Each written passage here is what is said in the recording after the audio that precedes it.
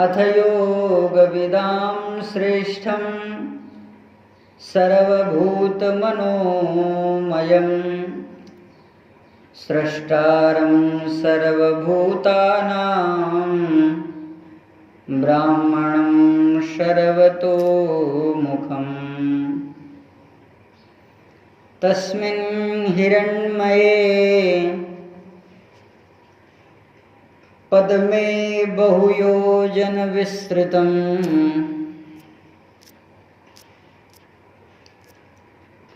सर्वतेजगुणमये पार्थिवैलक्षणैर्युतम्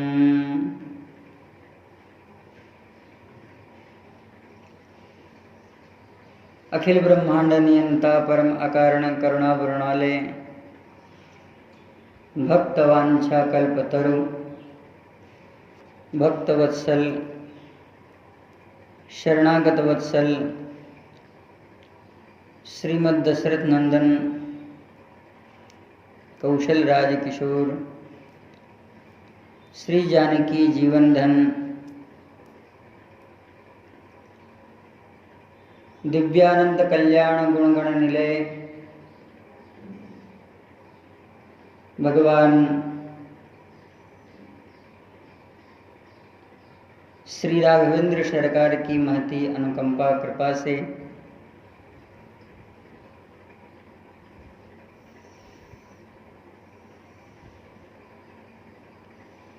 बड़े मंगलमय समय में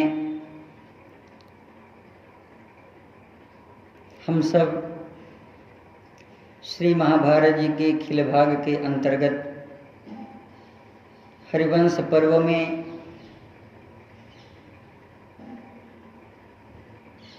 विष्णु पर्व के समक्ष भविष्य पर्व में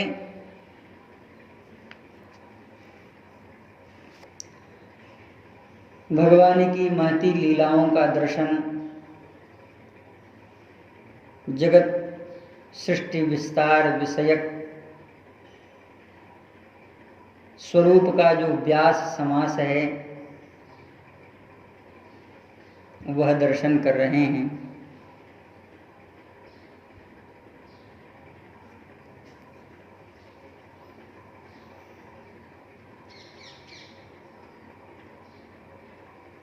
भगवान के चरणों में प्रीति प्रदान करने वाली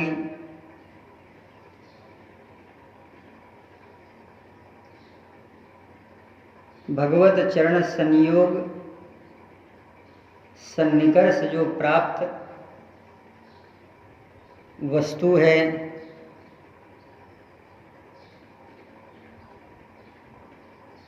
वह अपने आप में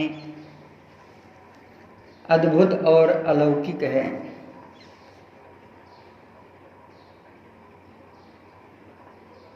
पातंजलि योग सूत्र भाष्यकार कह रहे हैं,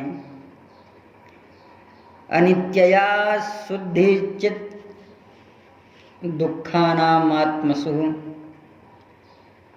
नित्य शुचि सुखात्मनोख्यात्मात्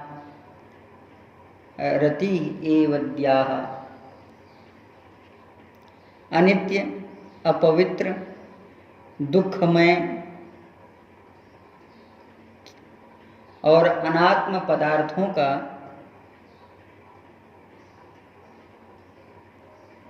जो स्वरूप है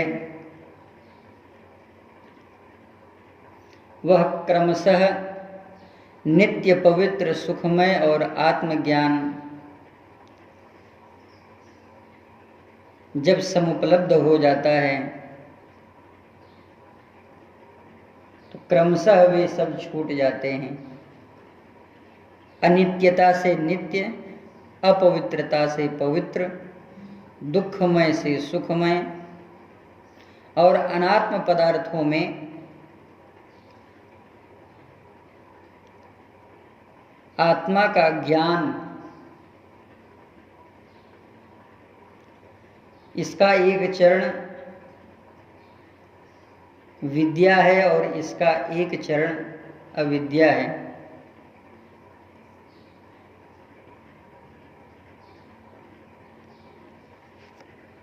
संसार में भगवान की अहेतुकी कृपा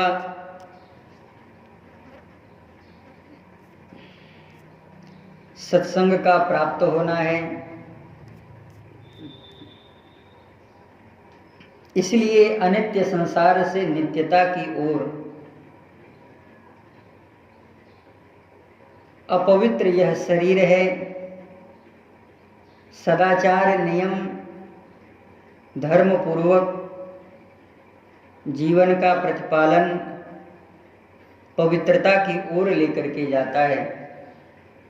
विदुर जी महाराज कहते हैं, सुखाय कर्माणि करोति लोके नतये सुखम वा न्यदुपारमं वा विन्देत भूयस्तत एव दुःखम यदत्र युक्तो भगवन् वदेन्नः।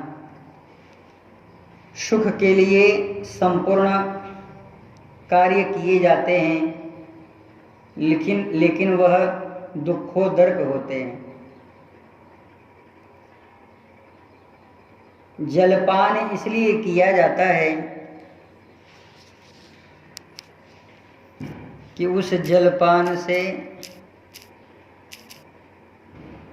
प्यास बुझे, लेकिन वही जल अनेक प्रकार के रोगों को उत्पन्न करता है।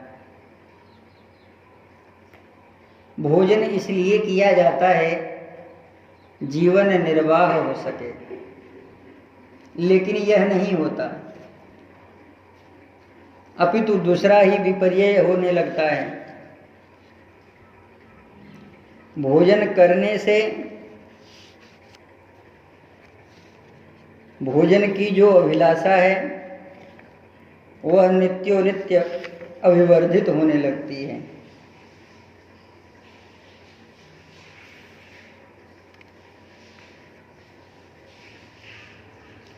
और भोजन करने वाला भोजन को नहीं करता, अपितु जो भोजन कर रहा है भोजन उसे ही भोग लेता है।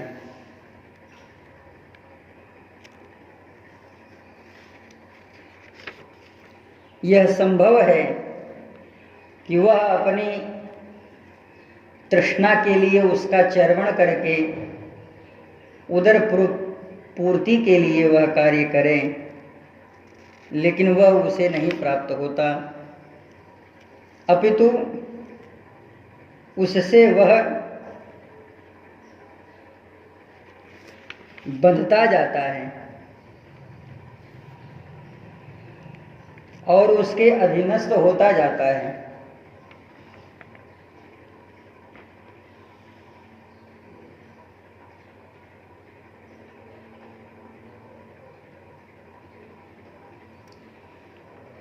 बंधता ही नहीं है,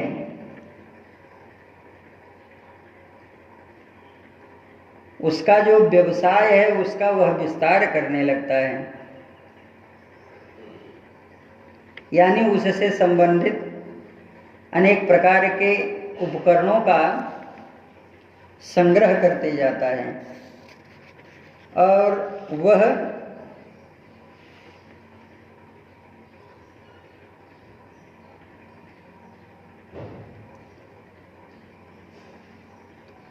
उसके बंधनों से अत्यंत ही निबद्ध हो जाता है।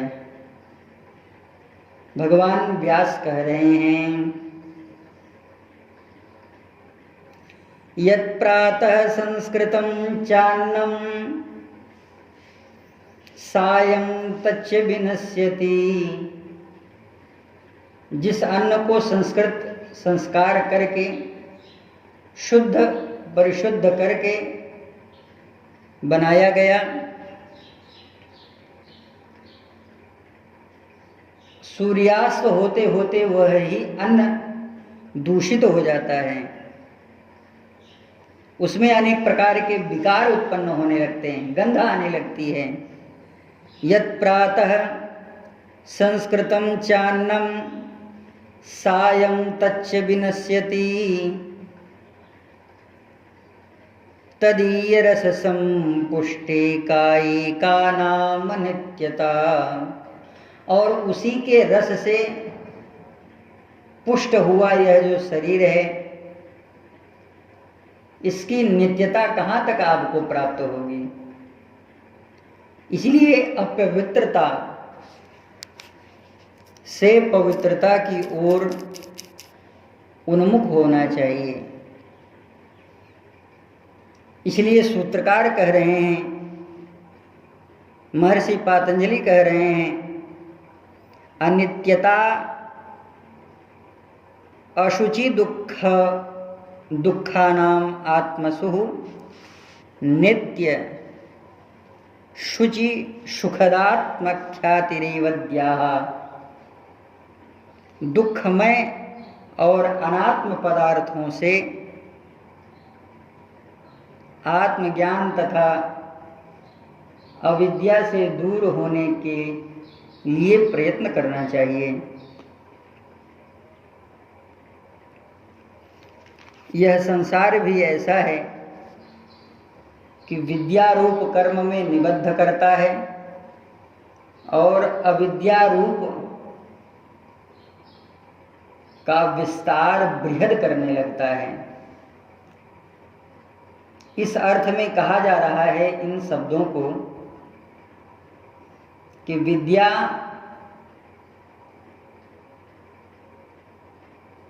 विद्यामृतमश्नुते, विद्या के स्वरूप को प्राप्त होने के बाद में वह अमृतत्व को प्राप्त हो जाता है। अमृतत्व की तो बात छोड़ो, जितना ही वह विद्या को प्राप्त करता है उतना उसके किए गए व्यवहार से दुखित होता है। कि किसी भी स्नेह के बंधन को बहुत बारीकी से विचार करने पर यह ही समूलतः रूप प्राप्त होता है कि वह अनात्मता से जुड़ा हुआ है। यह तो भगवान की लीला है कि परमात्मा ने इस मलमूत्र के भांड में इतना सुंदर पालिश कर दिया है कि कोई कितना भी कुरूप क्यों न दिखता हो। पूज्य गुरुदेव भगवान कहते हैं कि कुतिया भी अपनी जवानी में खूबसूरत हो जाया करती है।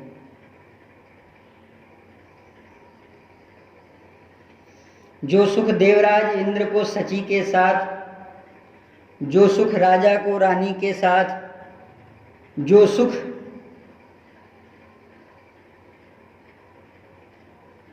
एक अपवित्रता की असीम सीमा के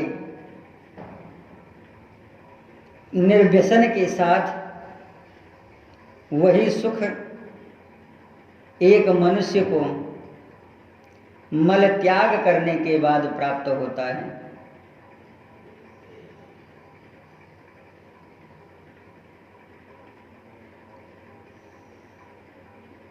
इस शरीर में दो प्रकार के तत्वों का वर्णन आचार्यों ने किया है। एक तो सन्मार्ग से प्रेरित होकर भगवत सन्मुख होना, और दूसरा अनात्म वस्तुओं का संग्रहण करने के बाद अनेक प्रकार के दुख व्यापार से अपने आप को उलझाए रखना। यद्यपि विद्या वह भी है और विद्या यह भी है। एक रूप से इस शरीर की अनात्मता का प्रतिपादन किया जाता है, दूसरे रूप से इसी शरीर की सौलभता का, अत्यंत दुर्लभता का ज्ञान प्रकाश किया जाता है। यह दोनों तराजुओं में चलने वाला शरीर है। दुर्लभम मानुषो लोके,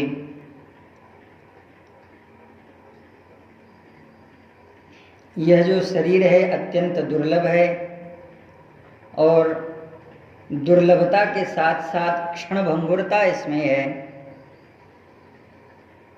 क्षणभंगुर जीवन की कलिका कल प्रात को जान झिली न झिली, कलिकाल कुठार लिए फिरता, तन नम्र की ओट झिली न झिली। भजले हरिनाम अरि रसना, कल प्रात को जान चली न चली। अथ योग विदाम श्रेष्ठ सर्वभूत मनोमयम। इसलिए महर्षि वैशंपायन कह रहे हैं कि हे राजन, यह जो परमात्मा का आपव स्वरूप है, इसे कोई नहीं जान सकता। यद्यपि जानने की इच्छा अभिलाषा प्रत्येक जीव प्राणी मात्र जो स्थावर जंगम है वह सब करता रहता है। अपनी अपनी पद्धति से वे भगवान की उपासना करते हैं। जीव अपने कलरव से, कल्लोल से, कलह से, क्रोध से परमात्मा के विभिन्न स्वरूपों को उद्भासित करता है, लेकिन जो विज्ञानमय पुरुष है वह ही उसे समझ पाता है।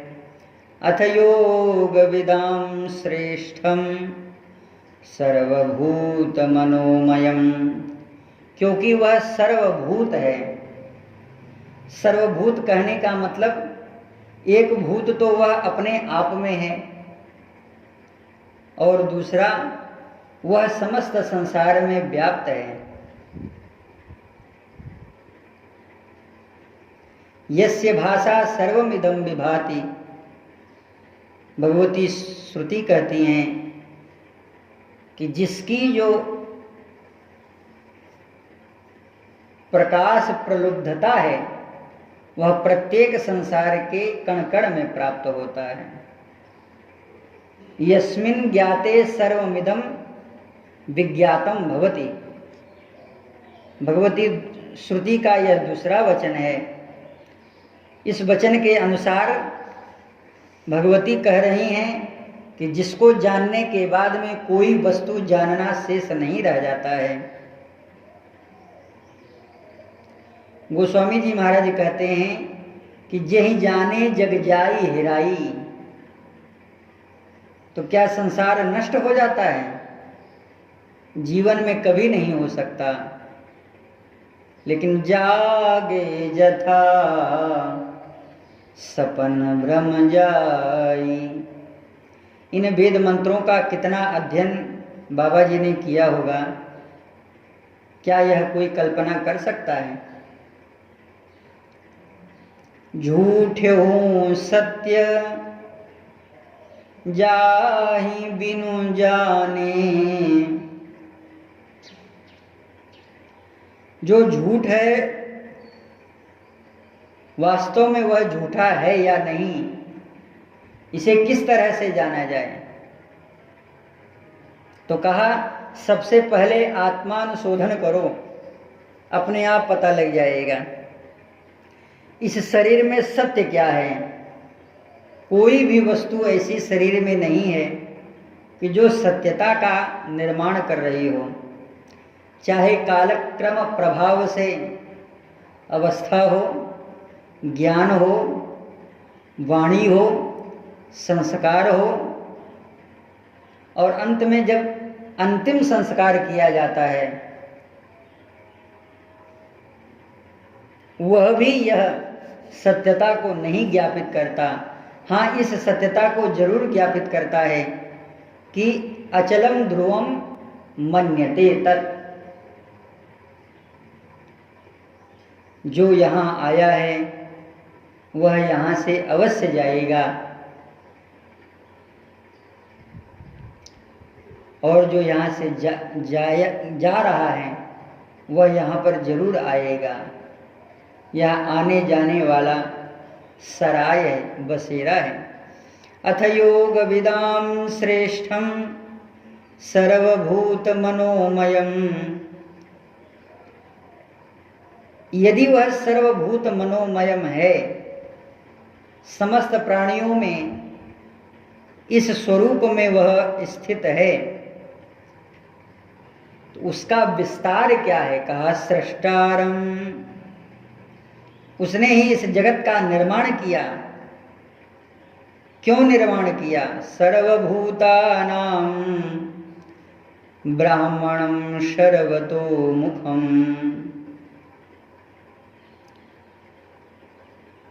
इस तेजोमय गुण से संपन्न होकर के, इन पार्थिव लक्षणों से युक्त होकर उसने इस पूरे ब्रह्मांड का निर्माण किया और इस पूरे ब्रह्मांड में अपनी सत्ता विद्यमान रहे, इसका भी कुछ स्वरूप प्रकट कर दिया।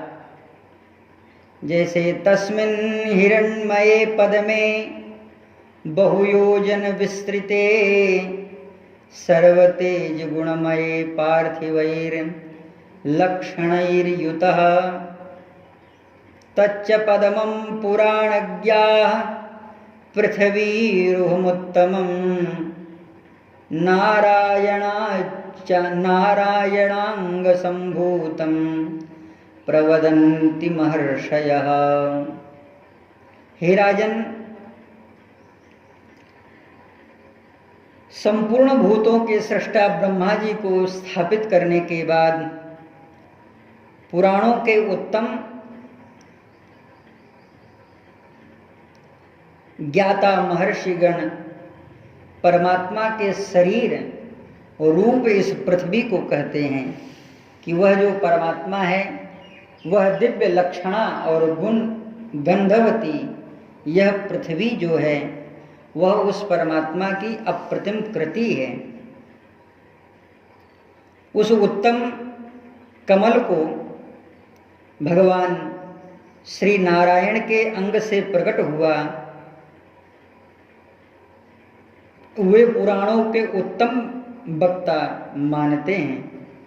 या तो पद्मासना देवी पृथ्वीं तां प्रचक्षते ये गर्भसारांकुशस्तरान् दिव्यान् पर्वतान् विदुः। वेदवेत्ता वह पद्म जिस देवी का आसन है उसे ही पृथ्वी कहते हैं, तथा उस कमल के भीतरी भाग में पाषाण में होने के कारण सुदृढ़ और अंकुर की भांति ऊंचे उठे हुए भाग के कारण इसे दिव्य पर्वत माना गया है। और इस पृथ्वी को धारण करने वाले यह जो भूधर हैं, एक भूसुर हैं और एक भूधर हैं और एक भूदेव हैं, तीन स्वरूपों का पुराणों में यह लक्षण प्राप्त होता है। भूधर से पृथ्वी और तीर्थ दो प्राप्त होते हैं। भूधर से, भूधर यानी पर्वत और भूदेवी यानी पृथ्वी, भूशुर यानी ब्राह्मण और गौ, यह पृथ्वी को धारण करने वाली हैं। इनके नाम हैं हिमवंतं च मेरुं च नीलं निषधमेव च कैलासं मुञ्जवन्तं च तथाद्रिं गन्धमादनम् पुण्यं त्रिशिखिरं चैव कान्तं मन्दरमेव च उदयं कन्दरं चैव विन्ध्यमस्तं च पर्वतम् अस्तं विन्ध्यपर्वतम्। हिमवान, मेरु, नील, निषद, कैलास, मुंजावन, गंधमादन पर्वत, त्रिकूट पर्वत, कमनीय मंदराचल, उदयाचल, कंदराचल, विंध्याचल और अस्ताचल, ये संपूर्ण मनोवांक्षिक भोगों से संपन्न पर्वत देवताओं और सिद्धों तथा पुण्यशील महात्माओं के आश्रम हैं।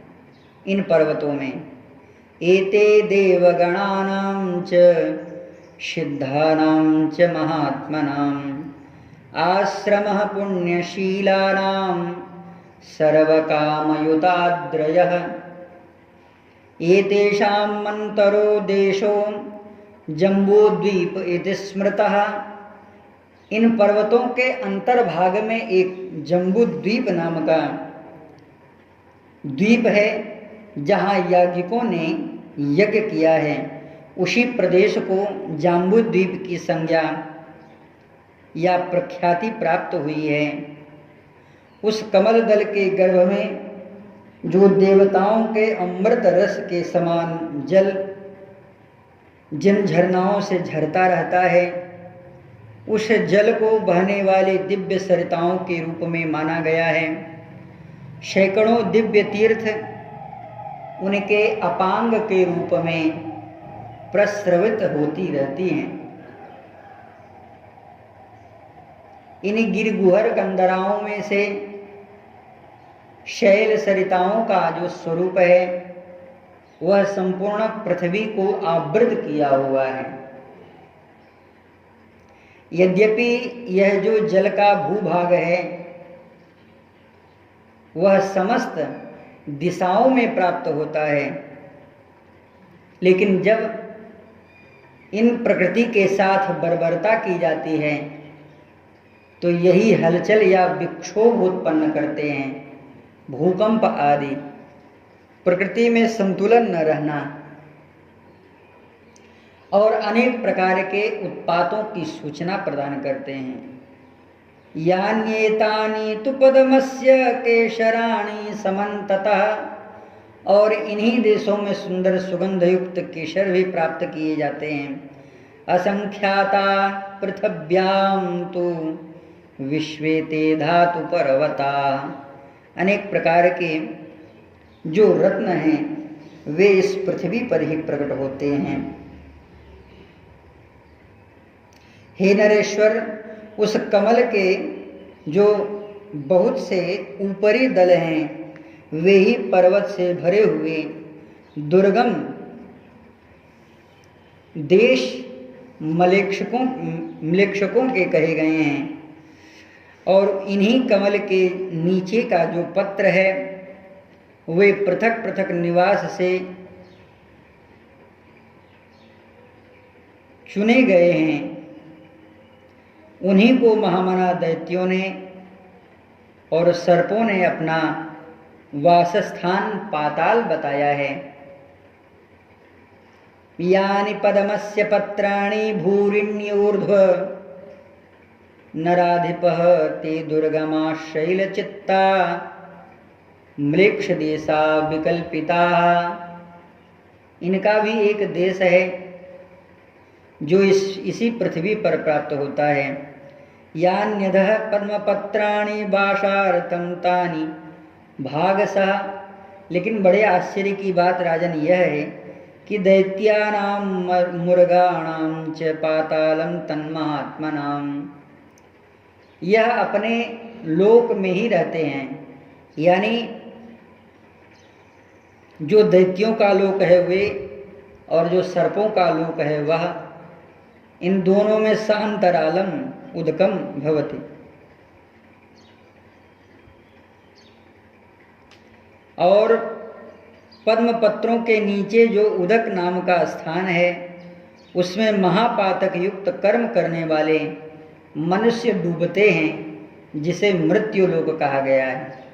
यहाँ पर एक बात समझने की बात है, हम लोग इस शब्द का जो प्रयोग करते हैं यह अनुचित है। मृत्युलोक यह नहीं है, इसे मर्त्यलोक कहा गया है मनुष्यों के द्वारा। और जो मृत्युलोक है वह भगवान यमराज का लोक है, जिसे नरक कहा गया है। तेषां मधोगतं यत्तदुक्तेक अभिसंयतं महापातक कर्माणो मञ्जन्ते यत्र मानवा। पद्मस्यान्ते कुशं यत्तेद एकार्णवजलं महत् प्रोक्तास्ते दिक्षु संघाताश्चत्वारो जलसागरा। हे राजन, उस कमल के अंत में चारों ओर कुश का अर्थात जल का एक ही रूप है, एकार्णव जल है, जो अनंत जल राशि है। यह 4 भाग और 4 दिशाओं में संचित है, जो जल के समुद्र कहे गए हैं। यहाँ पर उदकम जो शब्द का प्रयोग किया गया है, उत महाभारत के जो प्रसिद्ध टीकाकार नीलकंठ हैं वे स्वीकार कर रहे हैं।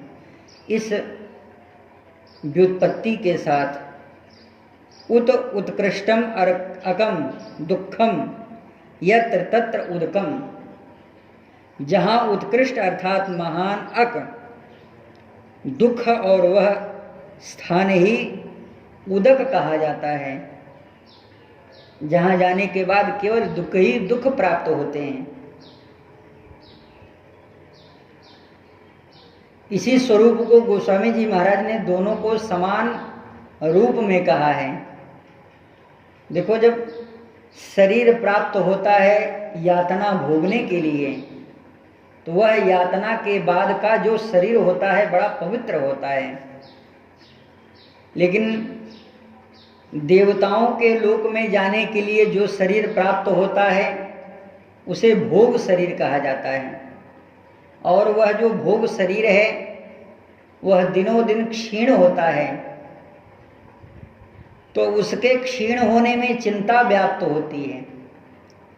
राग द्वेष और चिंता से युक्त देवलोक को कहा गया है इस अर्थ में। और यातना का जो शरीर है वहाँ पर चिंता नहीं है, क्योंकि वहाँ पर दिनों दिन जो दुख है, पाप है, उसका समन किया जा रहा है और उसे उस जीव को भोगाया जा रहा है।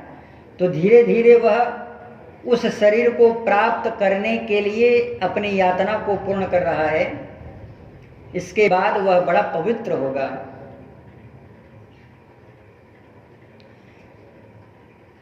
इसलिए ऋषिर्नारायणस्यायं महापुष्करसंभव प्रादुर्भावोऽप्ययं तस्मान्नाम्ना पुष्करसंभव। हे राजन, भगवान नारायण ऋषि के नाभि से यह महान पद्म प्रकट हुआ है, इसलिए उसके इस प्रादुर्भाव को पुष्कर संभव या पुष्कर प्रादुर्भाव नाम दिया गया है। इसी के कारण उस पद्म को जानने वाले पुरातन महर्षियों ने, जो यज्ञ परायण तथा वेदार्थ के ज्ञाता हैं, यज्ञ में कमल के आकार का कुंड निर्माण किया है, जिससे उन परमात्मा की वे विधिवत अर्चना कर सकें और यज्ञ के द्वारा ही उस परमात्मा का यजन पूर्ण रूप हो सकता है या किया जाता है या करने की चेष्टा भी होनी चाहिए। ऋषिर्नारायणस्यायं, क्योंकि वह भगवत स्वरूप भगवान के ही द्वारा प्रकट किया हुआ है। स्वयं भगवान यज्ञार्थ हैं, यज्ञ तत्व के वेत्ता हैं और स्वयं भगवान यज्ञ हैं और यज्ञ रूप करता हैं और स्वयं भगवान यज्ञ मंत्र हैं और यज्ञ मंत्र प्रदातार हैं। इसलिए ऋषिं नारायणस्यायं महापुष्कर संभवम, यज्ञ वेदी का निर्माण भी पुष्कर के ही स्वरूप में ऋषियों की कल्पना है। और प्रादुर्भावोऽप्ययं तस्मान्नाम्ना पुष्कर संभवः, एतस्मात् कारणात् तज्जज्ञै पुराणे परमर्षिभिः यज्ञैर्वेदद्रष्टार्थैर्यज्ञैः पद्मचितिकृति। एवं भागवता पद्मे विश्वस्य परमो विधिः, पर्वतानां नदीनां च देशानां च विनिर्मितः। इसी यज्ञ कमल के आधार पर कुंड का निर्माण भी किया जाता है। इस तरह से यह जो अप्रतिम प्रभावशाली सर्वव्यापी प्रभापुंज ऐश्वर्य संपन्न महामना स्वयंभू भगवान श्री हरि नारायण हैं, उस महार्णव के भीतर शयन करते हुए स्वयं ही उस जगन्मय पद्मनिधि की उन्होंने अपने संकल्प के अनुसार सृष्टि की है। विभुस्तथैव प्रतिम प्रभाव प्रभाकरो वै भगवान महात्मा स्वयं स्वयं स्वयं स्वयंभूः शयने सृजत्तदा जगन्मयं पद्मनिधिं महार्णवे। जय जय श्री महाभारते अखिल भागे हरिवंशे भविष्य पर्वणि पौष्करे सर्वभूतोत्पत्तौ द्वादशोऽध्यायः। श्री सीतारामचंद्र भगवान